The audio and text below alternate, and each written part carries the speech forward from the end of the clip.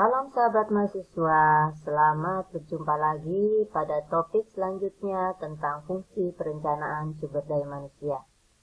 Kita sampai pada pembahasan mengapa perlu melakukan perencanaan SDM.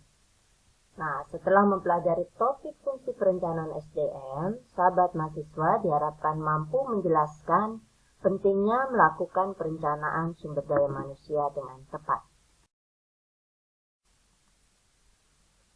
Mengapa kita perlu melaksanakan perencanaan SDM?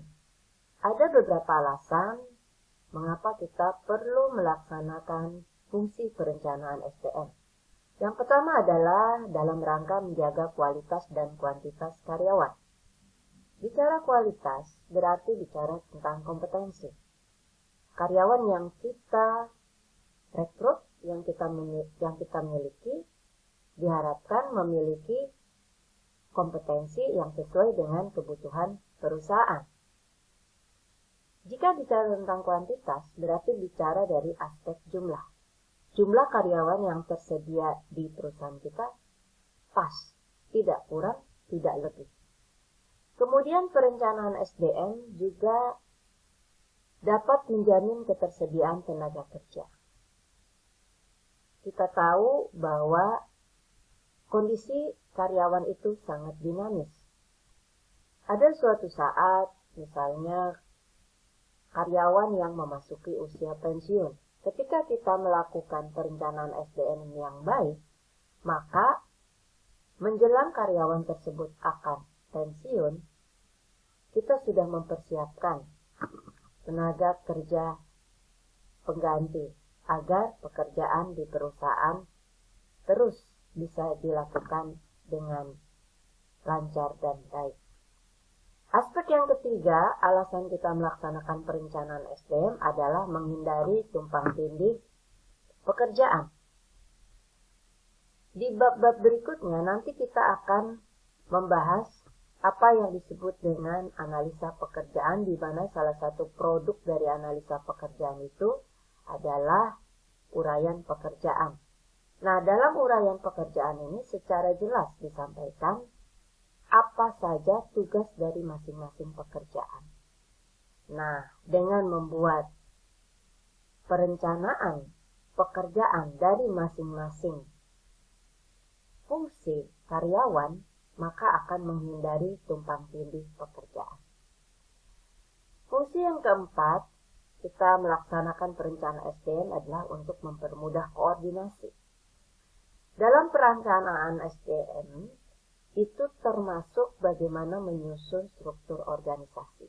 Nah, dari sana bisa kelihatan suatu jabatan itu berkoordinasi dengan unit kerja mana. Ketika pekerjaannya sudah selesai, harus melapor kepada siapa. Nah, sehingga koordinasinya menjadi jelas. Ambil contoh misalnya seorang waiter atau waitress. Ketika pekerjaan ada masalah, dia tahu harus melapor kemana, yaitu kepada atasan langsungnya. Siapa atasan langsungnya?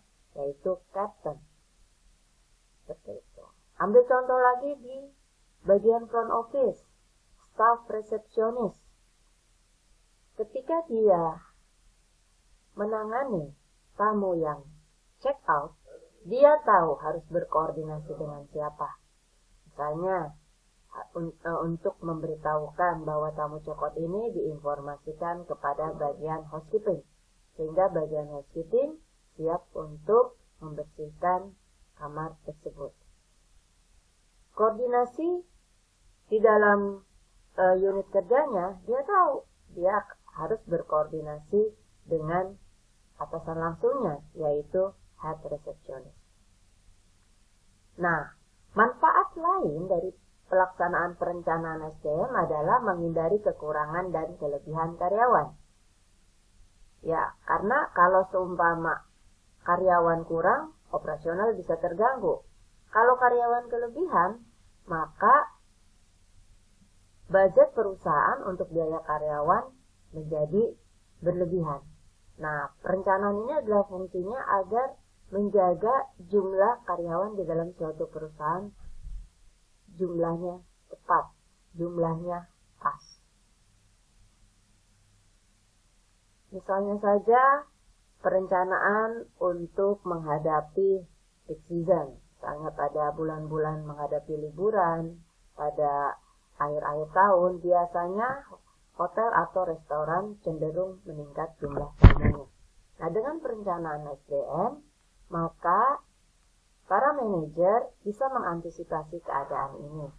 Apakah dengan meng-hire tenaga daily worker, ataukah meng-hire tenaga-tenaga magang.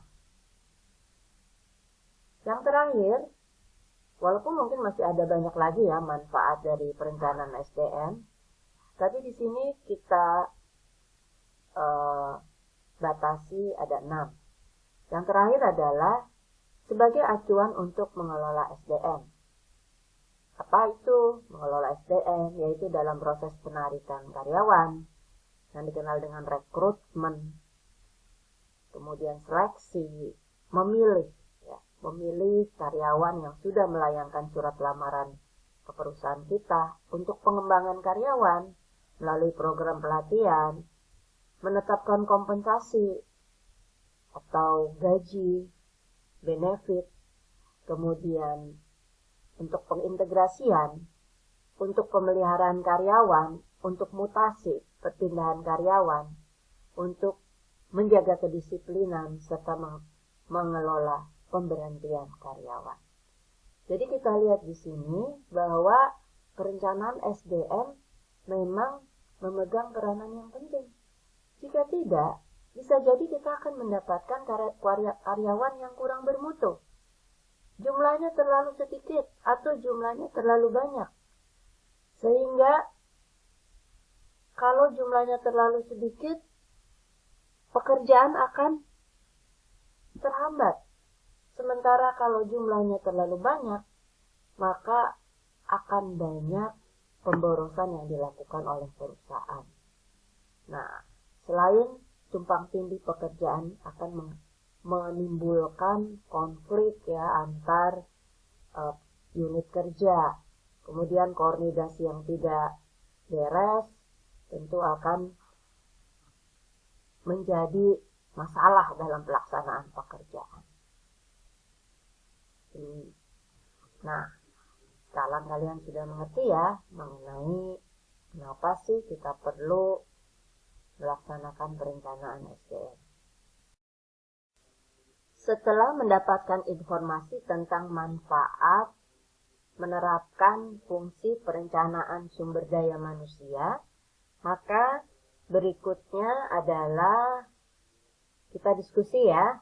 Diskusi ini untuk meningkatkan pemahaman sahabat mahasiswa terkait fungsi perencanaan sumber daya manusia. Silakan tuliskan pendapat sahabat mahasiswa pada kolom diskusi online. Apa yang akan kita diskusikan? Bayangkan sahabat mahasiswa adalah seorang pemilik kedai kopi online. Sahabat mahasiswa ingin merekrut calon karyawan di kedai kopi online-nya. Nah, bagaimana cara sahabat mahasiswa menentukan kriteria karyawan yang bekerja di kedai kopi sahabat mahasiswa?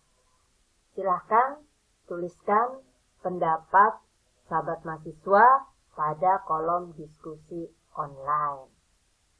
Selamat berpikir. Sampai jumpa.